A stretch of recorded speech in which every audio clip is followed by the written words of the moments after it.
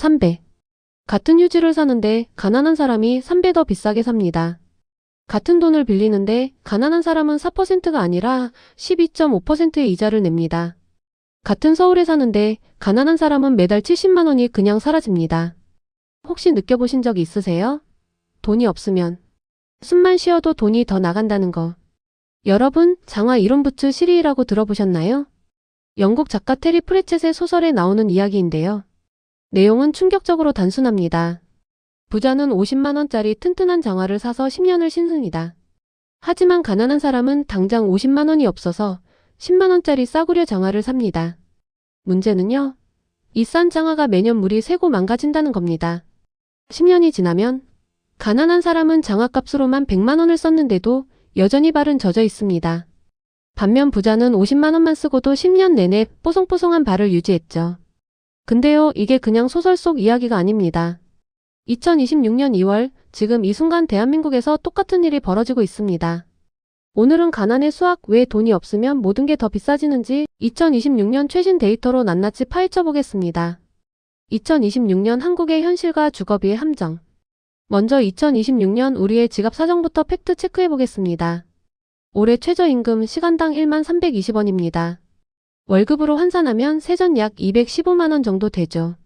그런데 1인 가구의 현실은 어떨까요? 2025년 말 통계에 따르면 한국 1인 가구가 처음으로 800만 가구를 돌파했습니다. 그리고 이들의 평균 부채 4,019만 원.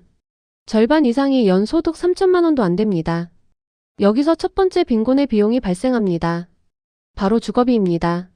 한국에는 전 세계에서 유일한 제도 전세가 있죠. 현금이 많은 사람은 전세로 들어가서 주거비를 사실상 영원에 가깝게 만듭니다. 관리비 제외하면요. 돈이 돈을 아껴주는 구조죠. 하지만 목돈이 없는 사람은 월세로 밀려납니다.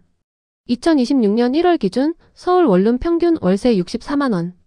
근데 이건 평균이고요. 강남은 90만 원, 서초는 86만 원입니다. 관리비까지 포함하면 70에서 80만 원은 우습게 깨집니다. 최저임금 월급 215만 원에서 월세로만 3분의 1이 증발하는 겁니다. 부자가 전세 보증금 2억을 넣어두고 안정적으로 살 때 서민은 매달 70만 원씩 1년이면 840만 원을 그냥 땅에 묻는 겁니다. 10년이면 8,400만 원.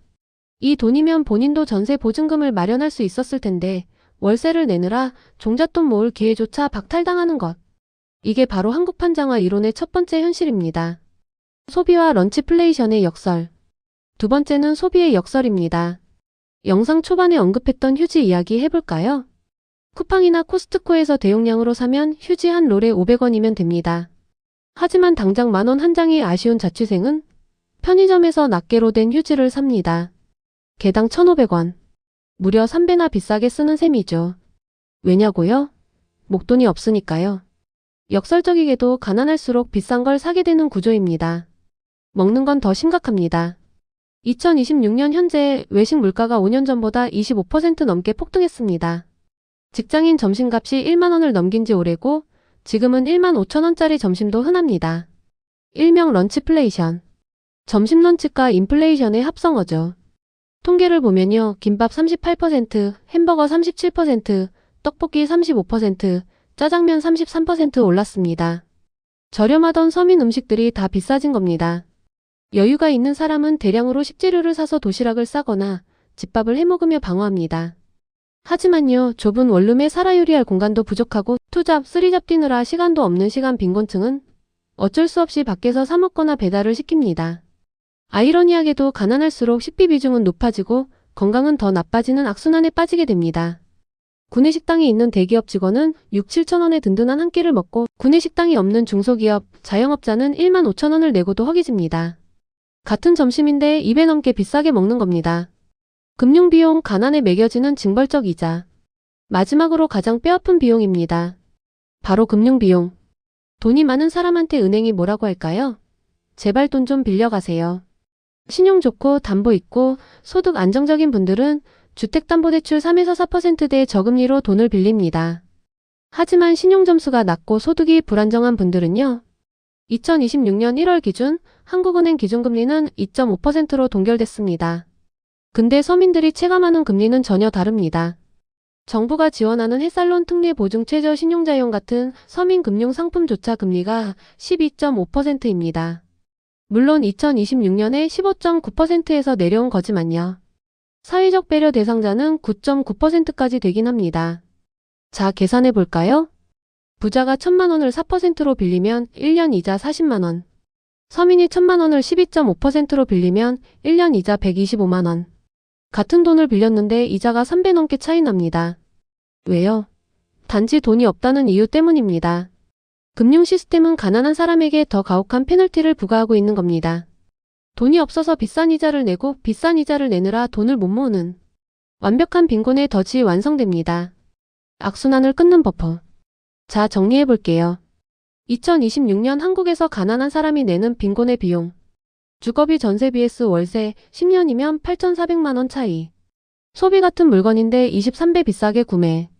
금융 같은 돈 빌리는데 이자 3배 이상.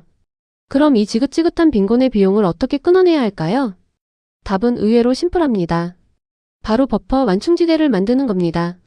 거창한 재테크가 아닙니다. 주식이나 코인 투자도 아니에요. 딱 100만 원의 비상금입니다. 이 100만 원은 투자를 위한 돈이 아닙니다. 방어 자금입니다. 갑자기 이가 아플 때 치과를 바로 갈 수 있게 해줍니다. 안 가면 나중에 임플란트 비용 수백만 원. 자동차가 고장났을 때 바로 수리할 수 있게 해줍니다. 안 하면 결국 폐차 후 세차 비용. 갑자기 월세 밀릴 때 연체료를 막아줍니다. 연체되면 신용점수 하락 더 비싼 이자. 100만 원이 1,000만 원의 손해를 막아줍니다. 2026년 한국 가난이 게으름의 죄는 아닙니다. 하지만 현실적으로 가난은 분명히 비용을 청구합니다. 그것도 부자보다 2배, 3배 더 비싼 비용을요. 지금 당장 큰 돈을 벌 수는 없더라도 이 불합리한 수학 공식에서 탈출하기 위해 우선 딱 100만 원. 나를 지키는 비상금부터 만들어 보는 건 어떨까요? 오늘 영상이 여러분의 지갑을 지키는데 조금이나마 도움이 되셨다면 구독과 좋아요, 그리고 주변에 공유 부탁드립니다. 다음 영상에서는 100만 원 비상금 어디에 넣어야 가장 안전할까?를 다뤄보겠습니다. 지금까지 행복경제학이었습니다.